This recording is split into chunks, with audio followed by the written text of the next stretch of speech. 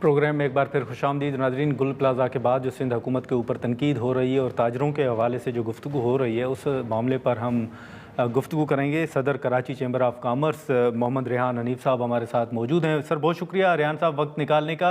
ये गुल प्लाज़ा आने के बाद जो सिंध हुकूमत के ऊपर तनकीद हो रही है, और आपके इल्म में होगा कि हाल ही में बिलावल साहब ने एक अहम ब्रीफिंग भी दी थी जिसमें उन्होंने सिंध का केस पेश किया था और बताया था कि सिंध सबसे बेहतर काम कर रहा है रेवेन्यू के हवाले से, टैक्सेशन के हवाले से। आप इत्तफाक करते हैं जो नुकात सामने रखे जा रहे हैं या जो ताजरों के हवाले से बात हो रही है? देखिए, अगर इस तराजू से देखा जाए तो जाहिर बात है कराची 65% रेवेन्यू में कंट्रीब्यूट करता है और आधी तकरीबन एक्सपोर्ट्स कराची से होती है 52%। तो उस हिसाब से तो कंट्रीब्यूशन सिंध की है ज्यादा। लेकिन देखना ये होगा कि क्या कराची को वो सहूलियात दी जा रही हैं जो कि एक जो वो डिजर्व करता है, या खास तौर पे जो दूसरे शहरों में दी जा रही है, या अगर मैं नाम लूं तो लाहौर में है, तो मेरे ख्याल से उसका कोई कंपैरिजन बनता नहीं है। तो हमें जो चीज देखें, इंफ्रास्ट्रक्चर यहाँ अच्छा नहीं है, रोड्स आप देखें वो सही नहीं है, सफाई सुथराई के भी प्रॉब्लम्स रहते हैं, और ये आपके सीवेज के भी इश्यूज हैं। साथ साथ मास ट्रांजिट यहाँ पे नहीं है, और अगर कोई बनाने की तैयारी हो रही है तो वो खोद के डाल दी गई है और उसके बनने का कोई अभी नजर नहीं आ रहा कि किस वक्त तक बनेगी वो। तो देखें, जब दूसरे शहरों में मास ट्रांजिट भी होगा और 6-6, 8-8, 9-9 महीने में वहां पे मेट्रो बसेस बन जाएंगी, मेट्रो ट्रेन एक 1.5-1.5 साल में बन जाएंगी, और कराची में 2-2 साल तक एक रोड खोद के रखी जाएगी और उस पर काम भी नहीं शुरू हो सकेगा, तो आप कैसे कह सकते हैं कि अच्छी कारकर्दगी है या सबसे अच्छी है? मैं तो कहीं से, मुझे तो कहीं से भी अच्छी नजर नहीं। अच्छा, लेकिन रेहान साहब, इसी के साथ साथ अभी हाल ही में बिलावल साहब ने जब ताजरों से मुलाकात की थी तो उन्होंने कहा था कि अगर आपको कोई शिकवा शिकायत हो तो मुझसे मुलाकात करें और मुझसे करें।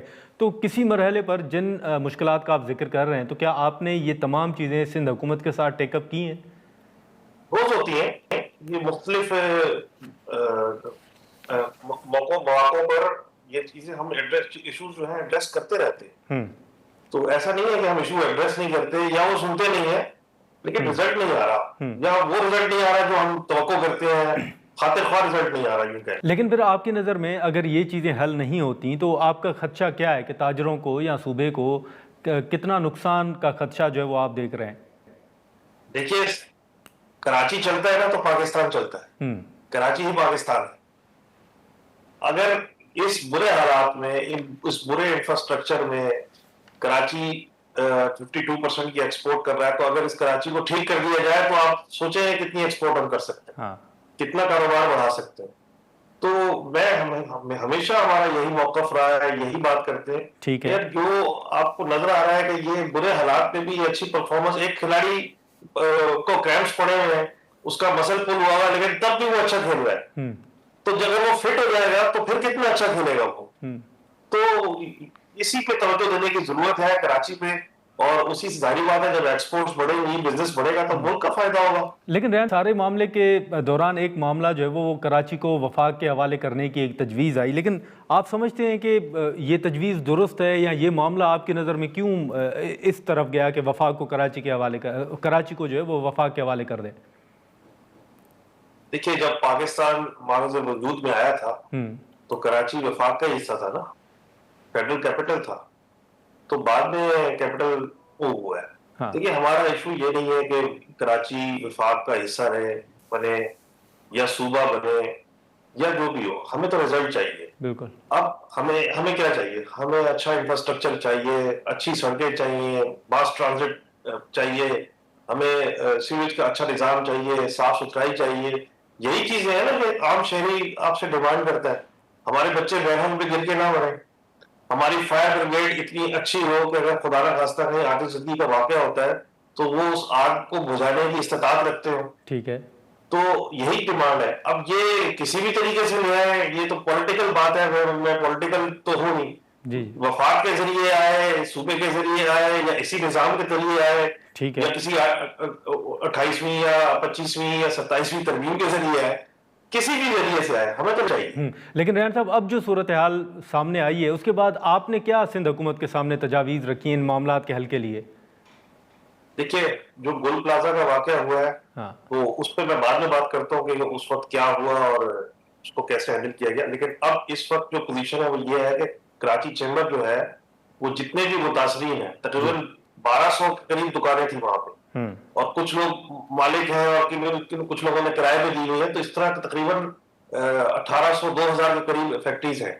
उनसे हम दरखास्तें ले रहे हैं। पहले महीने में हम उनसे दरखास्तें ले रहे हैं और उनके क्लेम सबमिट कर रहे हैं, ठीक और है। फिर दूसरे महीने में जाकर हम उनका जायजा लेंगे एक एक दरखास्त का, और एक एक 1 to 1 उनसे मीटिंग करेंगे और फिर उनके क्लेम्स को सेटल करेंगे। ये काम हम 2008 में भी बोल्टन मार्केट की जो आदेश की हुई थी, उस पर भी हम कर चुके। इत्तेफाक से उस वक्त भी मैं इस कमेटी का हिस्सा था। तो इस सिलसिले में जो सिंध गवर्नमेंट है वो हमसे भरपूर ताउन कर रही है, हमें उनसे कोई शिकायत नहीं है। वो बिल्कुल ठीक। वो माली ताउन भी करेंगे और हमें पूरा सपोर्ट कर रहे हैं वो। और मुझे उम्मीद ये है कि इंशाल्लाह ताला ये इसमें कुछ हफ्ते लगेंगे हमें, लेकिन ये मैं वादा करता हूँ कि एक एक शख्स को जब तक हम उसको उसकी दुकान में वापस नहीं बिठा देंगे और उसका हुआ हुआ नुकसान का अजाला नहीं करेंगे, उसको नुकसान का जो उसके तो पैसे हैं वो उस तक नहीं पहुंचाएंगे, हम आराम से नहीं बैठेंगे। बहुत शुक्रिया रेहान साहब। नाजरीन, मोहम्मद रेहान हनीफ साहब की गुफ्तगू आपने सुनी। अब गुल प्लाजा आने के बाद जो मुख्तलिफ तजावीज़ सामने आ रही थी, जो ताजरों को मुश्किलात दरपेश थी, उस हवाले से हमने गुफ्तगू की। आज के प्रोग्राम में इतना ही। इजाज़त दीजिए। अल्लाह हाफ़िज़।